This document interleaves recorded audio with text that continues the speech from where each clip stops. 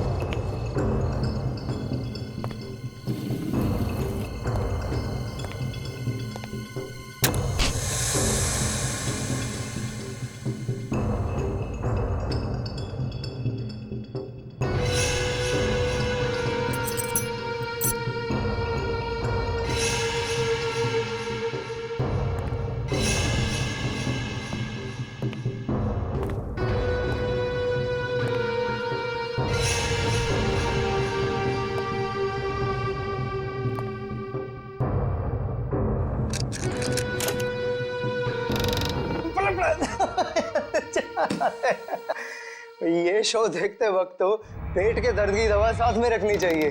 हंसते हंसते पेट दर्द हो गया।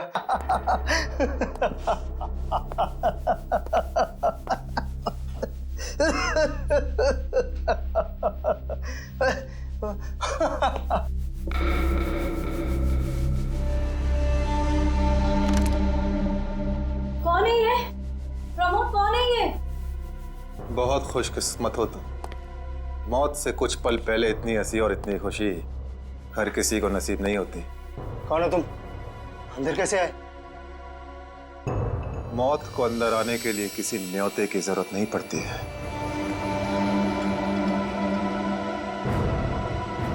ये क्या कर रहे हो? मैंने क्या बिगाड़ा तुम्हारा? Happy birthday Tarika. Thank you Shreya. Thank you. Many happy returns of the day. Thank you Siddharth. बहुत खूबसूरत फूल है। श्रेया की चॉइस है। हाँ वो तो है, श्रेया की चॉइस तो कभी गलत हो ही नहीं सकती। हाय सिद्धार्थ। हेलो। हाय श्रेया। हाय पूर्वी। काफी देर कर दी आने में। थोड़ा ट्रैफिक मिल गया रास्ते में। अरे फ्रेडी सर, ये गपागप खा रहे हो? आप तो बोल रहे थे डाइटिंग कर रहे हो। डाइटिंग ही तो कर रहा हूँ। इसके पहले तो मैं 5-5 प्लेटें एक साथ खा जाता था। क्या बात कर रहे हो? हमारे प्लान पे तो पानी फिर गया अभिजीत। अरे ऐसे कैसे? कुछ ना कुछ तो करूंगा मैं। कैसे? हृदय, हाँ, उस कमरे में तुम्हारा कोई वेट कर रहा है। मेरा वेट कर रहा है? हाँ। कौन? तुम जाओ तो सही। अरे जाओ।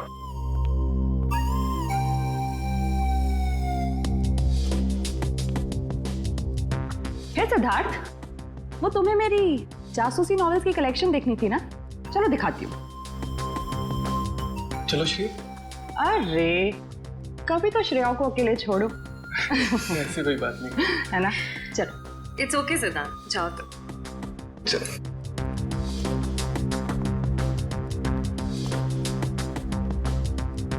अरे श्रेया, तुम यहाँ? वहाँ कमरे में कोई तुम्हारा वेट कर रहा है। कौन? अरे जाओ देखो तो सही। अरे सर,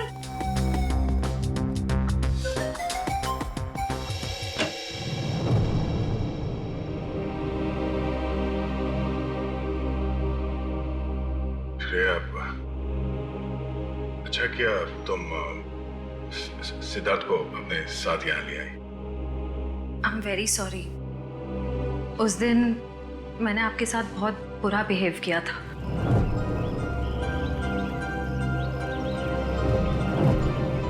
छोड़ो ना,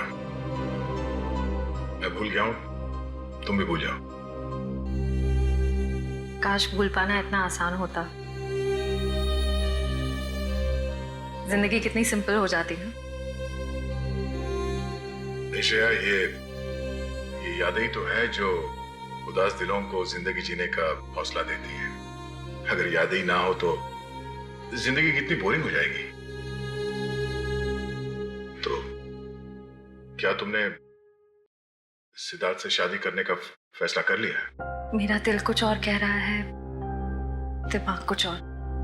मैं जानता हूँ श्रेया, हमारे काम में हम दिल की नहीं दिमाग की सोचते हैं, मगर एक बार सीआईडी ऑफिसर ने एक आम लड़की की तरह सोचो, दिल का इस्तेमाल करो, उसकी आवाज सुनो। मेरे दिल में तो एक ही इंसान का नाम गूंजता रहता है और वो नाम है श्रेया। सिद्धार्थ। सिद्धार्थ प्लीज, सिद्धार्थ मेरी बात तो सुनो प्लीज। अब सुनने को बाकी क्या रह गया है? पूरी हकीकत मैंने अपनी आंखों से देख ली है। तुम दया से प्यार करती हो ना?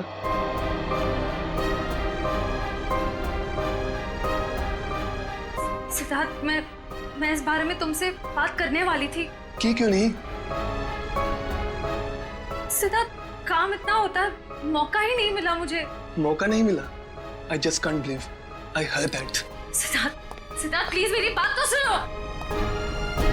ये इतना आसान नहीं हो के। अपने आपको मेरी जगह रखकर तो सोचो, फिर पता चलेगा मैं किस अग्नि परीक्षा से गुजर रही हूँ।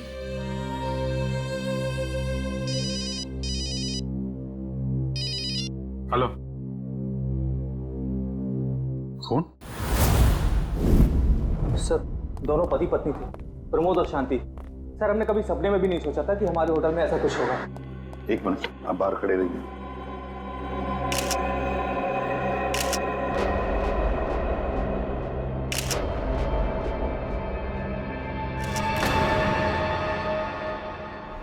माय गॉड, दोनों की लाशें ऐसी इस अवस्था में।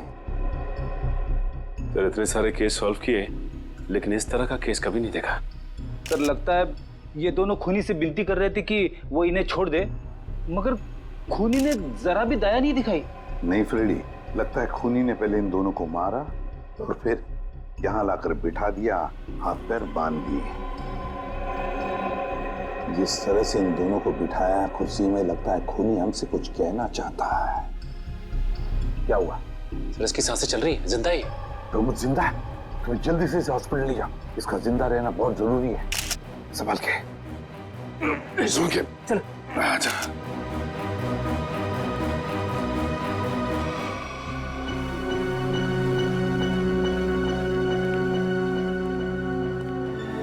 हाँ सचिन, ये प्रमोद कैसा है?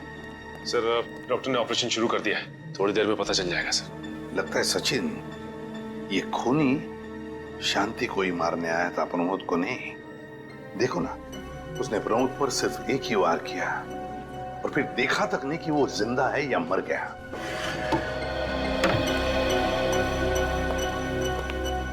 डॉक्टर साहब, कैसा है प्रमोद? हमने प्रमोद को बचा तो लिया है, मगर मगर क्या? वो कोमा में चले गए हैं। कोमा में? लेकिन डॉक्टर साहब, प्रमोद को होश तो आ जाएगा ना? हम तो अपनी तरफ से पूरी कोशिश करेंगे, मगर कुछ कहा नहीं जा सकता। Thank you.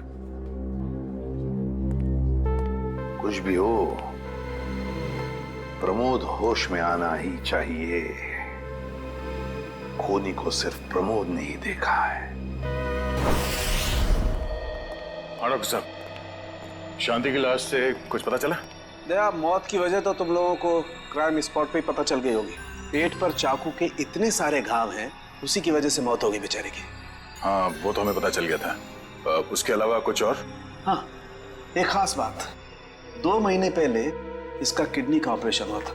ये देखो, इसमें एक फोटो है। किडनी का ऑपरेशन? वंश, पता करो शहर के किस हॉस्पिटल में शांति के किडनी का ऑपरेशन हुआ था। जैसे, और सर वो क्राइम सीन पे जो खून मिला था वो शांति और प्रमोद का ही है। खूनी ने खून करने से पहले एक एक कदम फूंक फूंक कर रखा है। हाँ, काफी प्लानिंग की है खूनी ने इस जुर्म को अंजाम देने के लिए। उसे पता था कि ये प्रमोद ऑफिस से कितने बजे वापस आता है और वो होटल के कमरे में पहुंच गया जब दोनों मौजूद थे।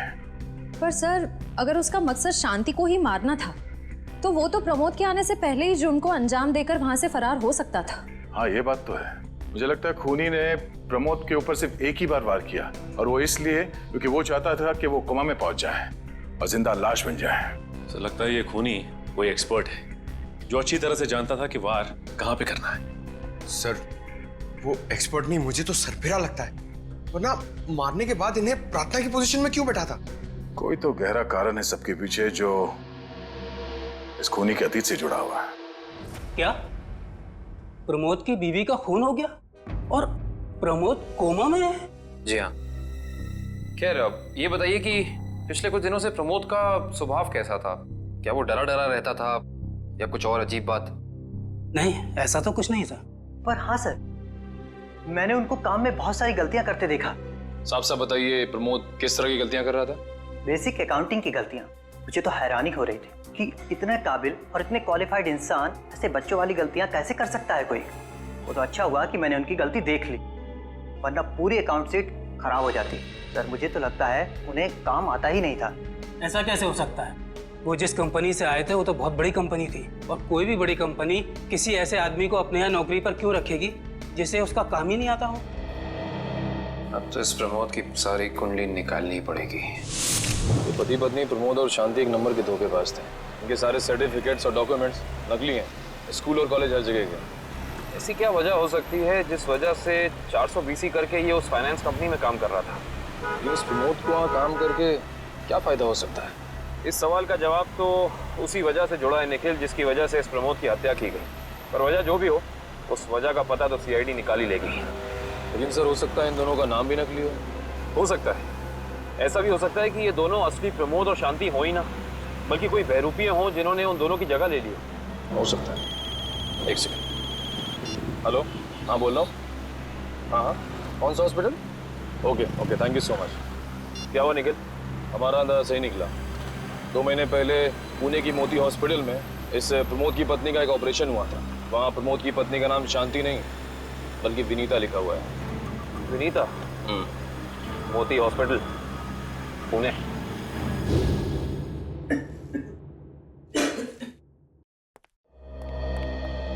एक्सक्यूज मी, एक वक्त पे सिर्फ एक ही मरीज अंदर आएगा? हम लोग सीआईडी से। सीआईडी? मगर यहाँ मुजरिम कौन है? इसी की तलाश है हमें। एक्चुअली आपके हॉस्पिटल में 2 महीने पहले एक ऑपरेशन हुआ था, उसी के बारे में कुछ जानकारी चाहिए हमें। किसका ऑपरेशन? ये दोनों आपकी हॉस्पिटल में आए थे? ये तो मिसेस विनीता कुमार हैं। हाँ, मिसेस विनीता कुमार। और ये इनके पति, इनकी मौत हो गई? जी हाँ, विनीता कुमार का खून हो चुका है और उनके पति प्रमोद अब कोमा में है। डॉक्टर ये बताइए कि मिसेस विनीता कुमार ने किडनी का ऑपरेशन कराया था ना? जी हाँ। हम उसके मेडिकल रिपोर्ट्स देख सकते हैं? यहाँ पे तो पति का नाम त्रिलोक कुमार लिखा है। मतलब त्रिलोक बन गया प्रमोद और विनीता बन गई शांति। इस पेपर में उनके घर का एड्रेस लिखा हुआ है। चल के पता करें, शायद कुछ पता चल जाए। नहीं निखिल, कोई फायदा नहीं होगा। इनकी पहचानों की तरह इनका एड्रेस भी नकली होगा, देखना। हाँ, हमने इन्हें ऑपरेशन के कुछ रिपोर्ट्स कोरियर की थी, मगर वो कोरियर वापस आ गए थे। डॉक्टर ये बताइए कि इन्होंने ऑपरेशन का पेमेंट कैश में की थी या चेक से या किसी कार्ड से? इंश्योरेंस के जरिए। इंश्योरेंस? उस इंश्योरेंस कंपनी के कोई कागजात, कोई डॉक्यूमेंट्स हैं आपके पास? हाँ, इसी फाइल में होंगे। गुड।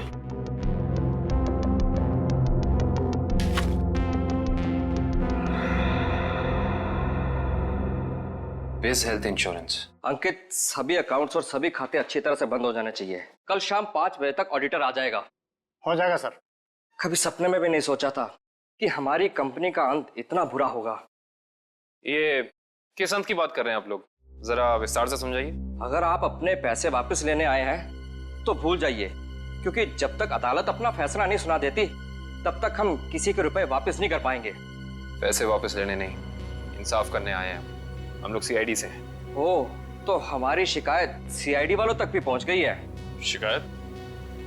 ऐसा क्या कर दिया आपकी इस कंपनी ने? हमारी कंपनी ने नहीं, उस त्रिलोक ने आसमान की तरफ प्रगति करती हुई हमारी कंपनी के नाम को रातों रात मिट्टी में मिला दिया और हमें दिवालिया कर दिया उसने। त्रिलोक? एक सेकंड, आप इस त्रिलोक की बात तो नहीं कर रहे? हाँ, यही तो है वो। पर इसे क्या हुआ?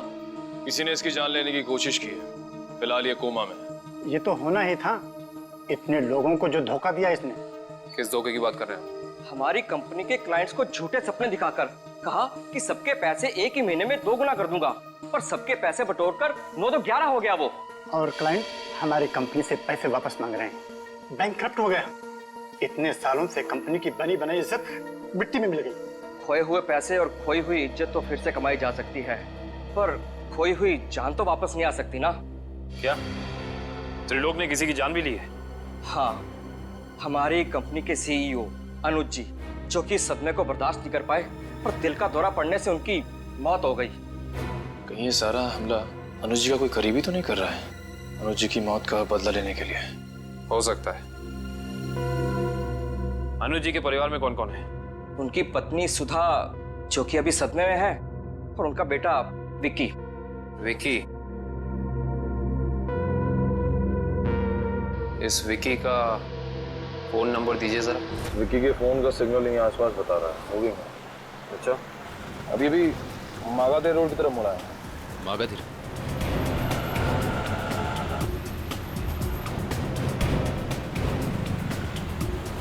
देखो सिग्नल में कुछ पता चला? एक मिनट क्या हुआ? इस विक्की के फोन का सिग्नल यहीं आसपास बता रहा है। कहीं विक्की इस बाइक पे तो नहीं? हाँ सर, हो सकता है ये विक्की है। चेक करते हैं।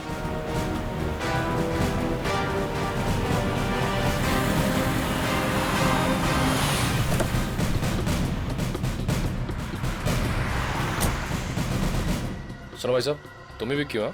हाँ, और ये क्या बदतमीजी है? तुम लोग मेरा नाम कैसे जानते हो? तुम्हारा नाम और तुम्हारे सारे कारनामों के बारे में जानते हैं हम। सीआईडी। सीआईडी? इस शहर में क्या कर रहा है? हाँ? कुछ काम था, और तुम लोग मेरा पीछा क्यों कर रहे हो? बकवास बंद कर। दो खून करके भाग रहा हो, कह रहा है सीआईडी पीछा क्यों कर रही है? मैंने कोई खून नहीं किया है। अच्छा, त्रिलोक और विनीता का खून नहीं किया तुमने? What? त्रिलोक और विनीता मर चुके हैं? ड्रामा बनकर अपना पूरा इतिहास है तेरा हमारे पास। उन दोनों ने तुमसे तुम्हारे पिता को छीना, उसका बदला लेने के लिए तुम यहाँ आए हो उनके पीछे। हाँ, मैं बदला लेने जरूर आया था, पर मैंने उनका खून नहीं किया। देख, सच बोल दे, समझा? नहीं अपनी शक्ल नहीं पहचान पाएगा। मैं सच कह रहा हूँ। मैंने किसी तरह उनके बारे में पता किया। मैं उनके होटल भी गया था, मगर जैसे मैं उनके कमरे की तरफ जा रहा था, मैंने उनके कमरे में एक आदमी को जाते हुए देखा। कौन सा आदमी था वो? उसके चेहरे को ठीक से देख नहीं पाया मैं। तुम्हें जो भी याद है, जितना भी याद है, साफ साफ बताओ। कद लगभग 6 फीट, ओवरकोट पहना हुआ था उसने, और उसके बाल लंबे थे यहाँ तक। हाँ, और उसने एलिगेटर शूज पहने हुए थे। Alligator shoes? हेलो, अगर ये सीरियल किलर होता तो इसे भी चाकू से मारता सर, क्योंकि विनीता को उसने चाकू से मारा था। इसे तो गोली मारी है। हाँ, मगर लाशों को ऐसे एक ही ढंग से बिठाना, क्या दो अलग अलग खूनी करेंगे? मुझे लगता है दोनों का खूनी एक ही है। और जिस वक्त इस दिग्वांशु का खून हुआ, लगता है खाना खाने ही वाला था।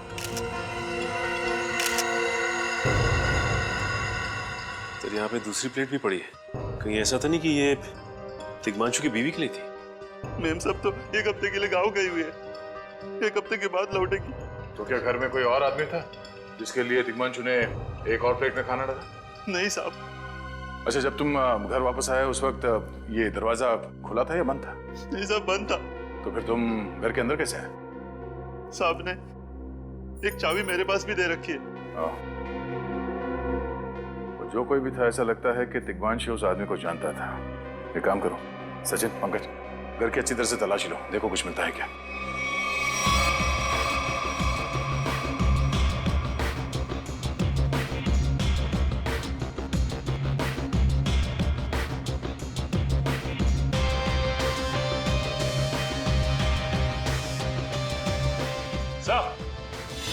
हाँ सचिन। हाँ सचिन, ये देखिए सर, यहाँ से शीशा निकाला गया है, चिटकनी खोली गई है, और यहाँ से बाहर जाने का रास्ता भी है। मतलब कोई अंदर यहाँ इस खिड़की से आया था? बस, लेकिन इस घर में तो सेफ्टी अलार्म भी है सर। अगर यहाँ से कोई अंदर आया है तो सेफ्टी अलार्म बजना चाहिए था, और सिक्योरिटी गार्ड को भी अंदर आना चाहिए था। अब इसका जवाब तो सिक्योरिटी गार्ड ही देगा।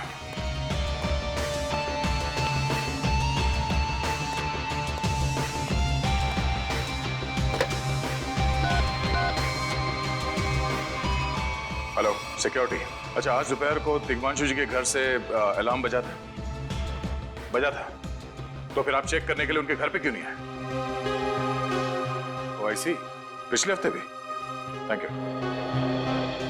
क्या बोला सर ये सिक्योरिटी वाला? सिक्योरिटी का कहना है कि अलार्म बजा था और उन लोगों ने घर में फोन भी किया, तो दिग्मांशु जी ने कहा कि गलती से अलार्म बज गया, इसलिए वो लोग ऊपर नहीं आए। सर, हो सकता है दिग्मांशु ने मजबूरी में कहा हो, खूनी ने उसके सर पे गन तान दी हो। कुछ कह नहीं सकते। बात करते वक्त अगर थोड़ी सी भी टेंशन हो आवाज में तो ये सिक्योरिटी वाले तुरंत भाप लेते हैं। दरअसल पिछले हफ्ते भी दिग्मांशु के घर से अलार्म बजा था और जब सिक्योरिटी वालों ने फोन किया था तो दिग्मांशु ने यही कहा था कि गलती से बच गया। सर ये खूनी काफी चालाक लगता है, खेल खेल रहा है। देखते हैं, जरा देखो इस घर में कुछ और मिलता है क्या। खूनी ने कोई ना कोई सुराग जरूर छोड़ा होगा, चेक करो। खून किसका है यह अभी पता चल जाएगा। तारिक आती होगी रिपोर्ट लेकर के। इसे गोली मारने से पहले बेहोश किया गया था। क्या? इसे बेहोश किया था? इसके खून में मुझे एक खास किस्म की दवाई के अंश मिले जो अक्सर इंसान को बेहोश करने के लिए दी जाती है, और वो दवाई से इंजेक्शन के जरिए दी गई थी। ये देखो। सर बहुत ही अजीब बात है। अगर खूनी इसे मारना चाहता था तो सीधा गोली मारकर इसका काम तमाम कर सकता था। फिर ये जहर की दवाई क्यों दी होगी? और सर एक और बात पता चली, दिग्मांशु जिस हालात में हमें मरा हुआ मिला था वो एंशिएंट कल्चर के हिसाब से प्रार्थना करने की पोजीशन, खाना खाने से पहले। तो फिर तो शांति और दिग्मांशु दोनों का खूनी एक ही आदमी है। ये खूनी के लिए ये हत्याएं जुर्म नहीं, एक जश्न है। इसीलिए उसने टेबल पे ये प्लेटें सजाई, उसमें खाना रखा, एक अपने लिए और एक दिग्मांशु के लिए। और सर, दिग्मांशु को प्रार्थना की पोजीशन में बैठा के उसने गोली मार दी। सर मैंने कहा था ना, ये खूनी एकदम सरफिरा है सर। हाँ सर, लगता है ये खूनी अपने आप को बहुत शक्तिशाली महसूस करता है। जिस वक्त इन सब की गर्दनें झुकी होती हैं उसके सामने, उसे आनंद आता है। नहीं सचिन, खूनी का मकसद लोगों को अपने सामने झुकाना नहीं, बल्कि अपने लिए प्रार्थना करवाना था। क्या मतलब? ये रही उस खून की रिपोर्ट। ये खून ना ही दिग्मांशु का है और ना ही उसके घर वालों का। ये खून उस खूनी का ही है। खूनी का? मगर वहां तो हाथापाई के कोई निशान नहीं मिले और उस जगह को देख के ऐसा लगा भी नहीं कि दिग्मांशु ने सेल्फ डिफेंस में खूनी के ऊपर हमला किया होगा। वो इसलिए दया क्योंकि ये खून खूनी ने अपने मुंह से थूका था। हमें इसके खून में से इसके सलाइवा के कुछ अंश भी मिले। उसकी तबीयत खराब है क्या? हाँ, वो बीमार है। उसके खून में एथिमोलाइसिन नाम की दवाई का अंश मिले हैं और उसका कीमोथेरेपी हुआ था। इसका मतलब उसे कैंसर है, ब्रेन का कैंसर, लास्ट स्टेज का ब्रेन कैंसर। इसीलिए वो लोगों से अपने लिए प्रार्थना करवा रहा है ताकि उसकी बीमारी ठीक हो जाए। हमारे क्रिमिनल डेटाबेस में चेक करो, पता करो ये कोई पुराना पापी तो नहीं है। नहीं सर, उस खूनी का हमारे क्रिमिनल डेटाबेस में कोई रिकॉर्ड नहीं है। कोई इतिहास नहीं है? नहीं सर। सर, दिग्मांशु की पूरी कुंडली निकाल के लाओ सर। प्रमोद की तरह इसकी पहचान भी नकली है। What? हाँ सर, ये देखिए, उसका असली नाम राकेश है और जिस तरह प्रमोद को 420 की आदत थी, ठीक उसी तरह राकेश भी भोली भाली लड़कियों को फंसाता था शादी के झांसे में। कई लड़कियों ने आत्महत्या की है इस दिग्मांशु और राकेश के चक्कर में। हाँ सर, शादी के बाद उनके पैसे लेके ये गायब हो जाता। सर इसका मतलब खूनी ने 2 ऐसे लोगों को मारा जो पहले से मुजरिम थे। शायद उसने सोचा होगा कि मरने से पहले कुछ अच्छे कर्म कर लूं। नहीं श्रेया, जरूर कोई रिश्ता रहा होगा उसका इन दोनों अपराधियों के साथ। पता करो इन दोनों अपराधियों का केस किस पुलिस स्टेशन में फाइल किया गया था? सर, ब्रेन कैंसर के जितने भी पेशेंट्स हैं शहर में, उन सबकी लिस्ट मिल गई है सर। कुल मिला के ऐसे 50 पेशेंट्स हैं, जिसमें से 10 पेशेंट्स ऐसे हैं जो कैंसर की लास्ट स्टेज पे हैं। उनमें से 4 औरतें हैं, बचे 6। हाँ सर, और इन 6 में से 4 ऐसे हैं जो 70 साल से ऊपर के बुजुर्ग हैं। अब बचे 2, ये उदय और भानु। तुम इन दोनों से मिले? हाँ सर, ये उदय 6 महीने से हॉस्पिटल में है। और भानु? भानु सर 1 महीने से हैदराबाद में। ये कैसे हो सकता है सचिन? अगर वो मुजरिम इसी शहर में है तो कहीं ना उसका इलाज चल रहा होगा ना कहीं से वो दवाई खरीदता होगा। मांझी सर, इस शहर में जितने भी केमिस्ट है जहाँ पे ब्रेन कैंसर की दवाइयाँ बेची जाती है, उन सब की लिस्ट चाहिए मुझे। सब पता चल गया। त्रिलोक और राकेश दोनों के खिलाफ एक ही थाने में केसेस दर्ज किए गए थे, जगतपुरी थाने। इस केस का पूरा इतिहास जगतपुरी थाने से ही पता चलेगा। Excuse me. यस। आपकी दुकान पे ब्रेन कैंसर की दवाइयाँ बेची जाती हैं? जी हाँ, हमारी दुकान उन चुनिंदा दुकानों में से है जहाँ ये दवाई आपको मिलेगी। वैसे ये दवाइयाँ बहुत कम लोग खरीदते होंगे नहीं? जी बहुत महंगी है एक्चुअली। अच्छा, जो लोग ये दवाइयाँ खरीदते हैं उनकी लिस्ट मिल सकती है हमें?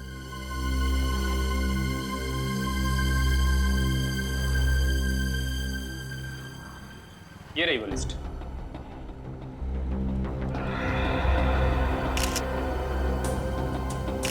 तपन, उदय और नितिन, ये तीनों लोग तो उस मरीज की लिस्ट में थे। अच्छा, आपको पूरा यकीन है कि इनके अलावा और कोई नहीं आता ये दवाई लेने के लिए? जी नहीं, लेकिन हो सकता है कोई गैर कानूनी तरीके से ये दवाई खरीद रहा हो। ये दवाइयाँ काफ़ी महंगी है ना, आम आदमी इसका खर्चा नहीं उठा सकता। अच्छा, आप किसी ऐसे आदमी को जानते हैं जो ये गैर कानूनी काम करता है? एक आदमी है, आंद्रे नाम है उसका। प्यार से लोग उसे एंडी कहते हैं। ये जो ज्वाला रोड पे पब्लिक पार्क है ना, अक्सर वहीं मिलता है।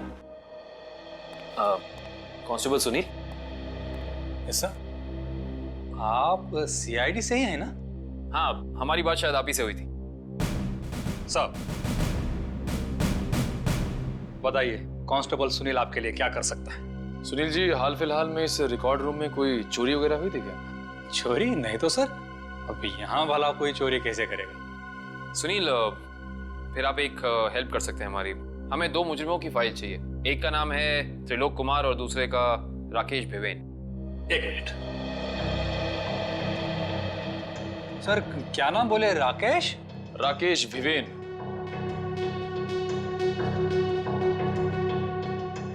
कमाल है, इसकी फाइल तो है नहीं यहाँ। अच्छा, वो दूसरा नाम क्या बोले? त्रिलोक? त्रिलोक कुमार। इसकी भी नहीं है? दोनों की फाइल्स नहीं। हाँ सर, लेकिन यहाँ पर चोरी की तो कोई घटना नहीं घटी। पता नहीं फाइलें गायब कैसे हो गई। सुनील, यहाँ याद करने की कोशिश करो, हाल ही में कोई दुर्घटना घटी थी क्या? पिछले महीने ऑफिस एरिया में आग लग गई थी, तो अच्छा हुआ फायर ब्रिगेड वाले जल्दी आ गए और हमारे रिकॉर्ड्स नष्ट नहीं हुए। जरूर ये आग भी जानबूझकर लगाई गई थी। आग लगने की वजह क्या थी? वो बताया गया कि मेन स्विच बोर्ड के अंदर शॉर्ट सर्किट हुआ था। कोई इलेक्ट्रिशियन भी आया था काम करने के लिए। जरूर वहीं छेड़छाड़ की गई है। उस इलेक्ट्रिशियन का कोई आता, कोई पता, कोई कांटेक्ट है? दूसरे कांस्टेबल के पास था, लेकिन वो तो रिटायर होकर गांव चले गए। हाँ, कोई बात नहीं। सुनील, एक काम करिए, आप चेक करके बताइए कि और किन किन मुजरिमों की फाइल्स यहाँ से गायब हुई हैं। पता तो चले आखिर अगला शिकार है कौन इस अनोखे खूनी का। ये ले पैसे। अरे ये दवाइयाँ तो असली है ना। अरे अंकल जी, ये जो शक की बीमारी है ना, कैंसर से भी ज्यादा खतरनाक है। अगर आपको यकीन नहीं है कि ये दवाई असली है या नहीं, तो खुद जाकर दुकान से क्यों नहीं खरीद लेते? अरे तुम तो बुरा मान गए, मैं तो बस ऐसे ही पूछ रहा था, मेरा मतलब वो नहीं। जानते हो, इस तरह से दवाइयाँ बेचना और खरीदना दोनों गैर कानूनी है। आखिर तुम्हारा कोई फायदा नहीं है। मैंने सुना था कि सीआईडी बड़े-बड़े केस हैंडल करता है। मैं तो छोटा-मोटा चोर हूँ, जाने दो ना साहब। हाँ मिस्टर छोटे चोर, ये बताओ कि तुम्हारे पास से ये दवाइयाँ खरीदने के लिए कोई ऐसा आदमी आता था जो 6 फीट लंबा था और लंबे लंबे बाल थे उसके, और वो एलिगेटर वाले शूज पहनता था? हाँ, वही जो आगे से नुकीला होता है। हाँ, आया था चिराग। आप लोग चिराग को ढूंढ रहे हो? हाँ। कहाँ मिलेगा ये चिराग? चिराग? लगता है चिराग घर पर नहीं है। कमरे अच्छी तरह से चेक करो, देखो कुछ मिलता है क्या। पंकज, कंप्यूटर चेक करो।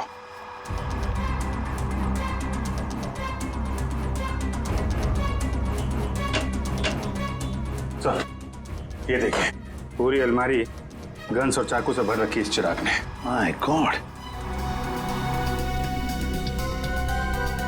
सर, हाँ, अंदर के कमरे में से ये खून से भरे हुए कपड़े मिले। पुलिस रिकॉर्ड रूम से फोन है। देखो। हेलो जी, कहिए। कौन? संदीप, स्वाधीन और हेमंत। ओके, ठीक है। कौन है ना? सर, त्रिलोक और तिग्मांशु की तरह इन तीनों की फाइल भी चोरी हुई है पुलिस रिकॉर्ड रूम से। मतलब अभिजीत, अब ये चिराग इन तीनों में से किसी एक को मारने वाला है। सर एक सेकंड, ये देखिए सर, इस कंप्यूटर की फाइल में इन तीनों की फाइल है। सर ये तीनों भाई हैं और बदमाश भी हैं और इन्होंने 3 खून किए हुए हैं सर। सर यहाँ पे 2 एड्रेस है, एक चीकूवाड़ी और एक चारकोप और चीकूवाड़ी। एक काम करते हैं अभिजीत, हम दोनों चीकूवाड़ी चलते हैं और तुम लोग तीनों भी चारकोप चले जाओ। Yes sir. हाँ सर। चलो अभिजीत।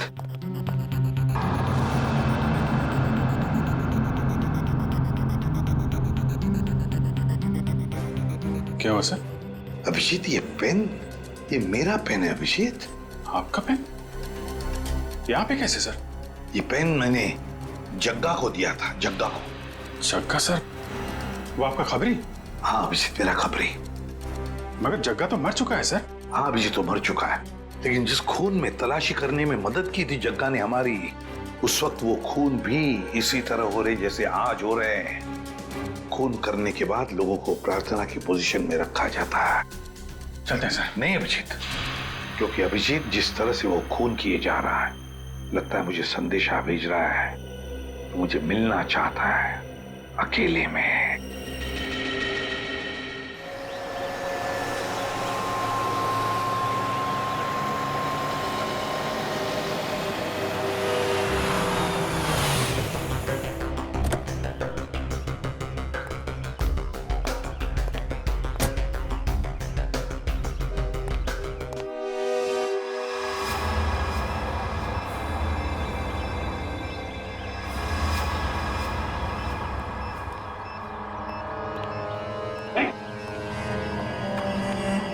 प्लीज हमें बचा लीजिए, किसी तरह हमें मार डालेगा। घबराओ मत, मैं इसे भी प्रद्युम्न हूं, कुछ नहीं होने दूंगा तुम्हें। इनकी बातों को ज्यादा सीरियसली मत लेना, इन्हें तो झूठे वादे करने की आदत है, और इतनी बड़ी बड़ी बातें करने से पहले एसीपी जरा मेरा इंतजाम तो देख लो। बस रिमोट के इस बटन को दबाना है और ये तीनों हमेशा के लिए बूम धरती से गायब। क्यों कर रहे हो तुम ये? क्या गलत कर रहा हूँ? हाँ बोलो। पर ये तीनों तो वैसे भी कानून से भागे हुए अपराधी है ना, तो इन्हें मारकर क्या गलत कर रहा हूँ मैं? इन्हें सजा देने का हक तुम्हारा नहीं, सिर्फ कानून का हक ही है। बस यही तो प्रॉब्लम है, जब तक तुम कानून में हो कुछ नहीं हो सकता। क्या क्या चाहते हो तुम मुझसे? पहले अपनी एक गन मुझे दो एसीपी, मुझे अपनी गन दो, वरना मैं ये रिमोट दबा दूंगा। एसीपी मैं 3 तक गिनूंगा, 1 2 3। नहीं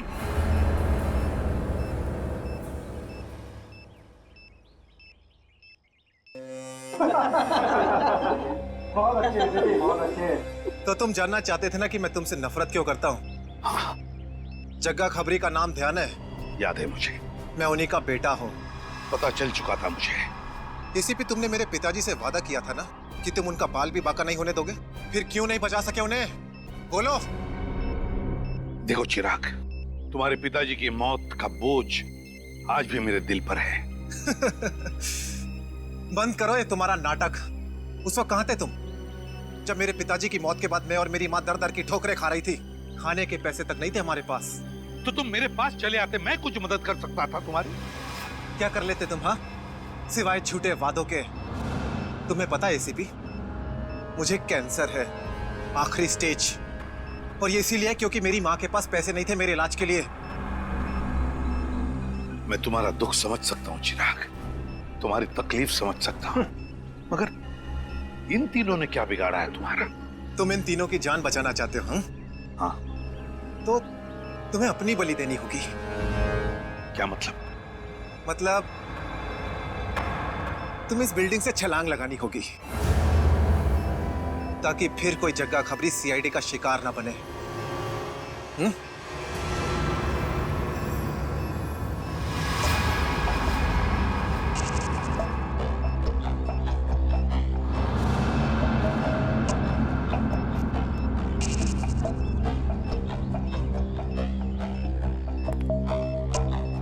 ठीक है, मंजूर है।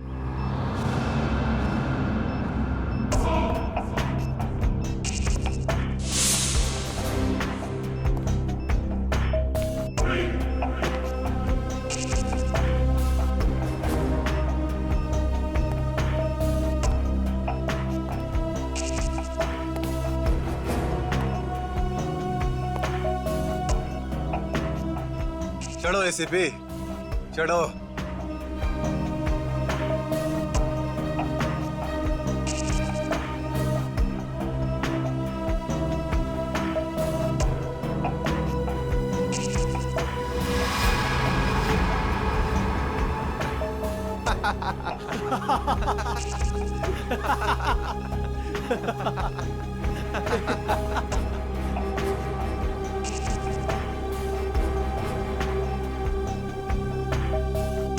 ऊपर जाकर मेरे पिताजी से माफी जरूर मांग लेना। क्या हुआ? मौत को इतना नजदीक देखने से पांव कांपने लगे? एसीपी आज तक अपनी मौत को अपनी हथेली पर लेकर ही चला है, समझे? मौत से कभी डरा नहीं है वो। इतनी बड़ी बड़ी बातें हैं, अब बातों का वक्त नहीं है, अब एक्शन का वक्त है। कूदो एसीपी, छलांग लगाओ और अपनी ये बेहतरीन जिंदगी को अलविदा कह दो। चलो। 1 मिनट, मैं जरूर कूदूंगा, लेकिन तुम पर कैसे विश्वास कर सकता हूं कि मेरे कूदने के बाद तुम इन तीनों को छोड़ दोगे? तुम्हारे पास और कोई चारा भी नहीं है। कूदो एसीपी, वरना मैं इस रिमोट का बटन दबा दूंगा।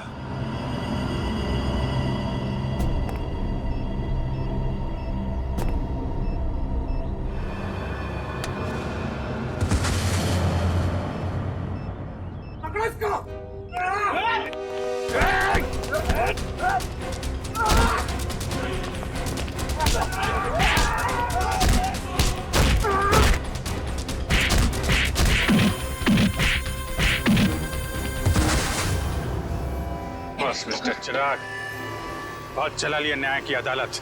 सीआईडी का काम सीआईडी को सौंप दो। रेडी? पंकज, उन तीनों के शरीर से बॉम्ब हटा दो, संभाल के। और तुम मेरे दोस्त, मेरा कबरी जग्गा के बेटे लगते ही नहीं। उस बेचारे ने तो अपनी जान कुर्बान की हमारी मदद करने में, कानून की मदद करने में, मगर तुम, लानत है तुम पर, जैसे घटिया काम करने निकले थे। 2 खून किए तुमने। तुम्हें तो शायद फांसी ही होगी, फांसी।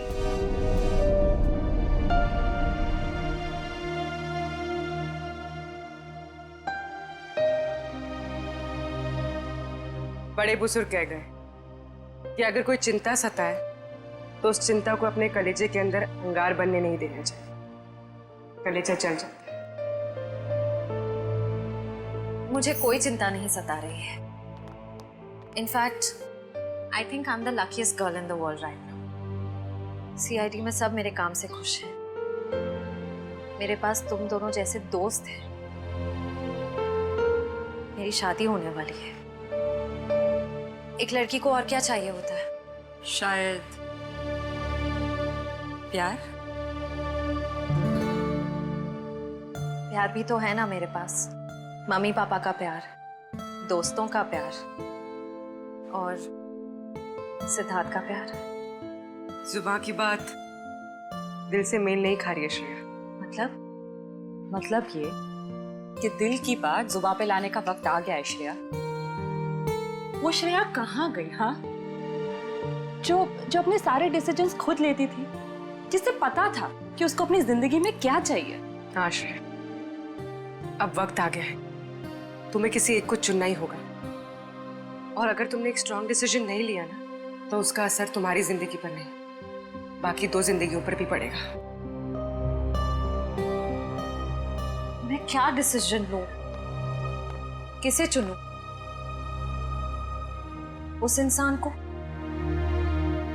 जिसे मैं बहुत प्यार करती हूं, पर उन्होंने कभी अपने प्यार का इजहार नहीं किया, या शायद वो मुझसे प्यार करते ही नहीं, या फिर उस इंसान को जो मुझसे बहुत प्यार करता है, मुझे पलकों पर बैठा कर रखता है।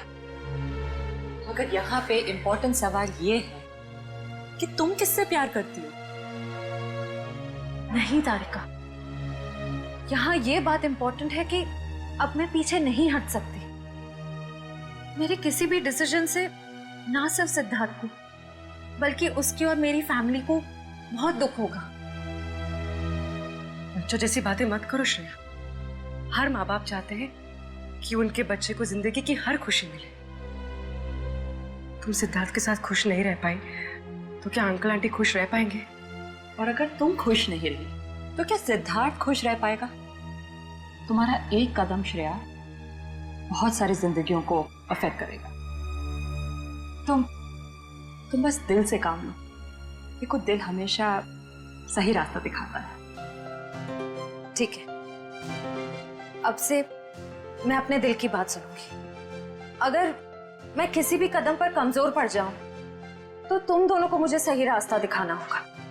हाँ, लेकिन एक शर्त पे। कैसी शर्त? तुझे आइसक्रीम खिलानी पड़ेगी। Of course.